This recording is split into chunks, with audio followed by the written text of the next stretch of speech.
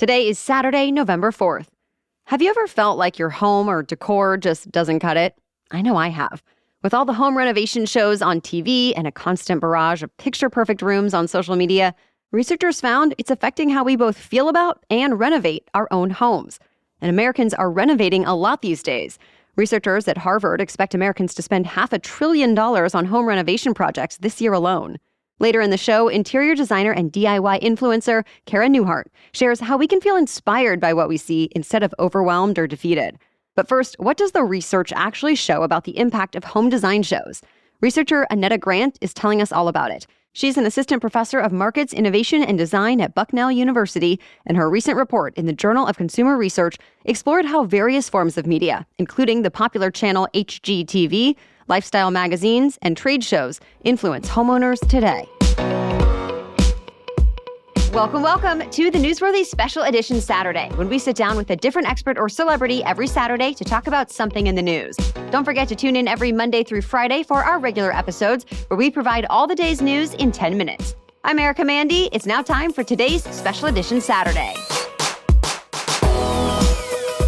Dr. Annetta Grant, thank you so much for joining us here on the Newsworthy. Thanks for having me. So first, I'd love to hear what made you want to look into this research in the first place. And then can you give us the big picture, overall takeaway of what your research found? I looked around and I saw people renovating perfectly fine, what seemed to be perfectly fine 5 or 10-year-old kitchens and bathrooms and replacing them with new ones. And, in some cases, people were spending a lot of money doing this. In some cases, even people were taking out bigger mortgages to do it.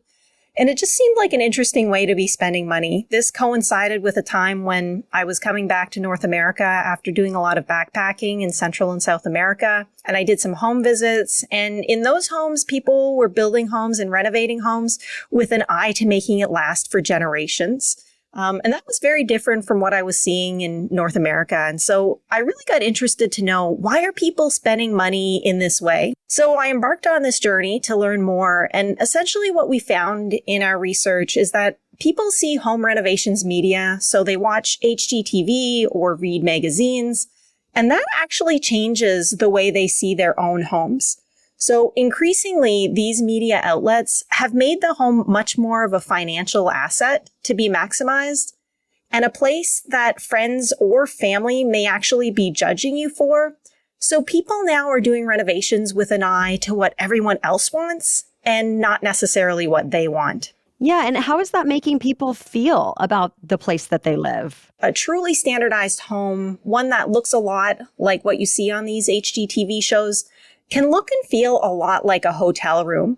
Historically, the home was meant as a place for homeowners to customize according to their own tastes. It was meant to be a reflection of you and your identity and your family. And having things in your home that are a reflection of you or that are meaningful to you and your family, that remind you of good memories, they can really make people feel comfortable and give homeowners the sense of feeling at home. Now, with standardization, that feeling of being at home is stripped away, so people can feel uneasy and even a little disoriented in their own homes. And what we found is displacement is also the unsettling feeling that the home you've made for yourself is no longer a good one, and that actually people might think less of you for it. And do you think that in this effort to kind of have this picture perfect home, that people are thinking, once I have that, then we'll have the picture perfect family and we'll be better people? And is it all connected? Do you know? There is this sense that once I've achieved that perfect home, then life is indeed going to be better. It's going to feel better. And, if you've ever seen any of these HGTV shows, at the end of a big renovation, there's often a scene where there's a party with friends and family. And there's kind of this sense of, I've really made it. Right? So in a way, yeah, people do feel that once I have that perfect home, I am going to have a better life. And if and when that doesn't actually happen, it's disappointing. It can be hugely disappointing. What's interesting is that because these trends are always changing, even if you've renovated your home, homeowners feel like their homes are never quite finished. Right? And that actually keeps homeowners on the home renovations treadmill in order to try and keep up with all those changing trends. Do you think it impacts those choices if they do plan to stay in their home a long time versus a shorter time? You know, Erica, that's a really interesting question. And the answer is not intuitive, right? Indeed, you would think that people who plan to stay in their homes would maybe not be so sensitive to meeting standards. But we found that people, even if they have no plans to sell their home in the near future, they still wanted to ensure their homes met marketplace standards. So what that tells us is that these decisions are not only driven by financial reasons. If you've seen one of these home renovation shows, you'll see that a common script is to have a camera crew go through the home and point out all the things that are wrong with the home. In fact, on these shows, they'll often say things like, "Who would want to live here?" Or, "If I lived here, I'd be too embarrassed to invite anyone over."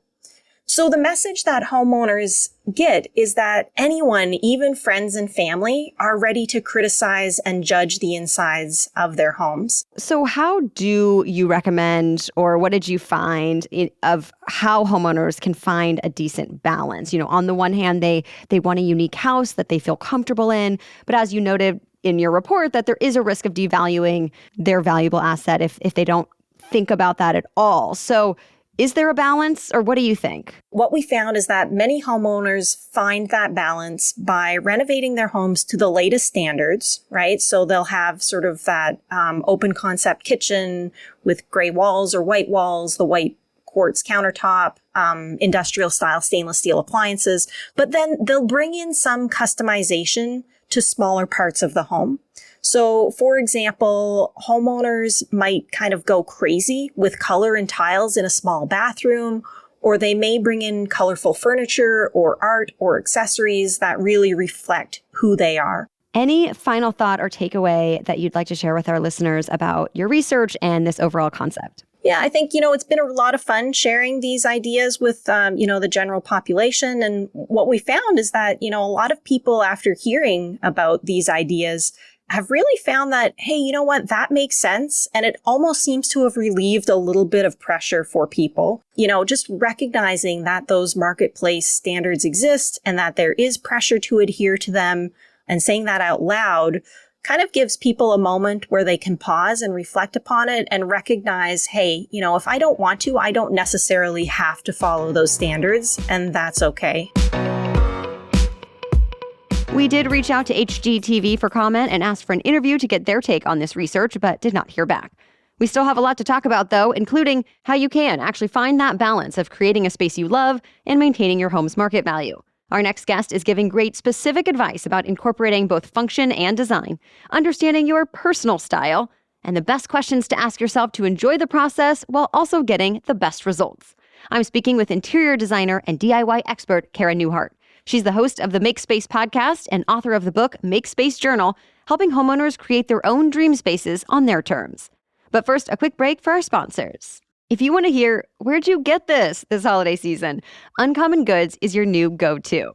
You can get personal, unique, and high-quality gifts all in one place with Uncommon Goods. Because who has time to be running all over town to find the perfect gifts? Not me. And yet no one wants to just give everyone gift cards that will be forgotten about. Instead, Uncommon Goods has something remarkable and unique for everyone on your list, whether you're shopping for a Secret Santa or your entire family. Even before they became one of our sponsors, I've gone to Uncommon Goods anytime I wanted a thoughtful gift for someone without needing to spend a lot of time. Just going to the website always makes me smile and gives me the best ideas. And get this, with every purchase you make at Uncommon Goods, they give back $1 to a nonprofit partner of your choice. They've donated more than $2.5 million to date. To get 15% off your next gift, go to uncommongoods.com/newsworthy. That's uncommongoods.com/newsworthy for 15% off. Don't miss out on this limited time offer. Uncommon Goods. We are all out of the ordinary. This episode is also brought to you by AG1. I gave AG1 a try because as a busy parent and business owner, I'm always on the lookout for things that are both good for me and are convenient.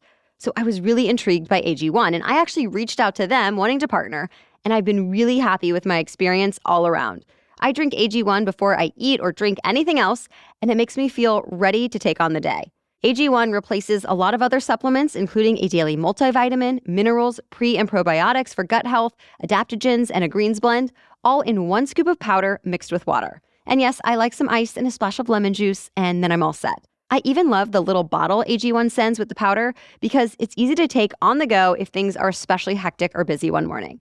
My toddler even knows I have it every morning and now refers to it as either mama's drink or green drink, which is pretty adorable. So if you're looking for a simpler, effective investment for your health, try AG1 and get 5 free AG1 travel packs and a free 1-year supply of vitamin D with your first purchase. Go to drinkag1.com/newsworthy. That's drinkag1.com/newsworthy. Check it out. Okay, now to our conversation with interior designer Cara Newhart. Cara, thank you so much for joining us here on the Newsworthy. Oh my gosh, thanks for having me. I'm excited to be here. So I know that you encourage people to design spaces on their terms. Can you expand on what that means to you and why it's important? Yes, I think for me, I've been in this space a long time and seen a lot of people be influenced by design trends, designers, others' opinions. And so I want to help people access a process of becoming your own designer, knowing when to outsource, and creating a space that actually supports your everyday life as well as looking beautiful. How do you think TV and social media have really impacted how people feel about their own homes as well as their design decisions? I think there's 2 things at play. Number one, coming off the pandemic, a lot of people spent a lot of time at home and realized their homes didn't really serve them. So there's this deep sadness, dissatisfaction, kind of realization that my space doesn't work for my actual life. And what am I supposed to do about that?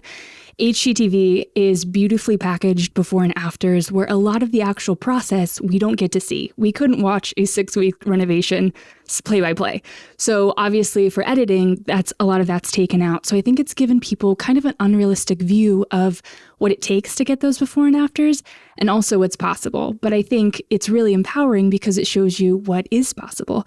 And if you really look at social media and HGTV shows and use that as inspiration, as a springboard for what you could do in your space versus here's what I don't have, I think that's a lot more empowering. So I'm curious, one, if you hear from clients who have a lot of anxiety about like having this picture perfect house, and then also how you advise them to find the balance of getting inspired by others without letting it kind of take over or cause you anxiety. So number one, we talk about appreciating design for someone else and not necessarily for your house. You can love something and it still not be for your space.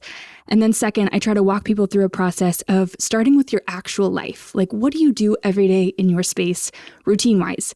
And then we're going to pick design elements that support that actual routine. So then we get to make it pretty. And I think when you have that balance of function and aesthetics, that's good design because it's working and it looks great. You mentioned one question that they can ask themselves. What do they do on a daily basis and how can they work that into their design? Any other questions people should be asking themselves about how to make their home a place that they love and want to live in? I think the next biggest one is your design style. People really love to label things, and so they like to bring out all these labels like farmhouse and modern and eclectic, and those labels actually aren't helpful when you're an everyday person designing your space. So I have people start with their story. What about a vacation you went on where you brought back an heirloom? What about a color that reminds you of memories of your grandma's house? Start with you and your stories, and then you can kind of pick design elements that are inspired by your own life versus going outside of you and being like, what label should I pick to describe me? And tell us some of your own personal experience about how you think about designing your own spaces and what you are really considering in your own home. I think for me, I absolutely sit in the empty room and I write down everything I want to be able to do in there. I'm also considering like, what am I designing for the ideal version of me versus the actual version of me? I think people can get caught up in this idea of a dream home, and we actually are craving like a better version of us that lives there. So it's like all this magical imaginary thinking instead of being like, okay, what space do I actually have? On transformations online, there's not that feedback loop. You see the before, you see the after, and you don't see the feedback loop of the people actually living in the space and evolving it as they evolve and grow, as their needs evolve and grow, going from 4 kids to empty nester, whatever it's like. You don't see that come full circle. And so it can be really hard to do that work for yourself in your own space, but that's what actually is going to help you get rooms that feel like you and actually work.